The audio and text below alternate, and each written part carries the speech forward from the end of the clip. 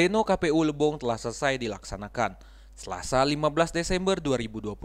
Berlangsung sekira 12 jam yang dimulai dari pukul 10 pagi hingga jam 10 malam. Kendati demikian, setelah hasil tersebut, Bawaslu Kabupaten Lebong kedatangan masyarakat pelapor dengan tujuan menggugat hasil pleno kemarin berupa laporan kecurangan Pilkada Lebong di Desa Danau TPS 2.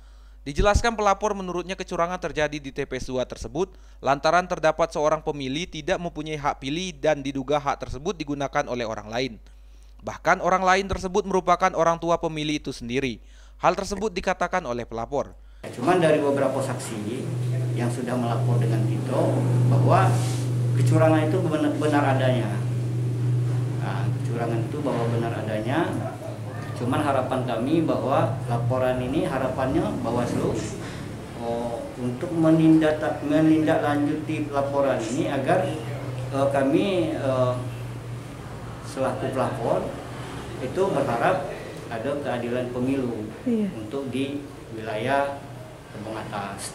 Sementara itu, pelapor mengungkap menurut informasi bahwa sebenarnya banyak terjadi kesalahan atau kejadian di kala Pilkada 2020 ini.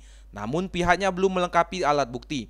Bahkan dirinya mengatakan bahwa kejadian tersebut juga banyak terjadi di desa lain.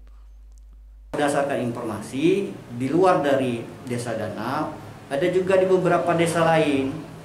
Cuman ada kesulitan kita sulit menemui pelaku ya. Pelaku dianggap melakukan kecurangan, itu sulit mengakui. Ketika informasi ini sudah diketahui, ketika kita konfirmasi ulang, mereka tidak ingin mengakui kembali gitu nah. Itu artinya potensi kecurangan Pilkada Lebong ini itu sangat luar biasa. Dari Amen, Mita Desria, Lebong TV melaporkan.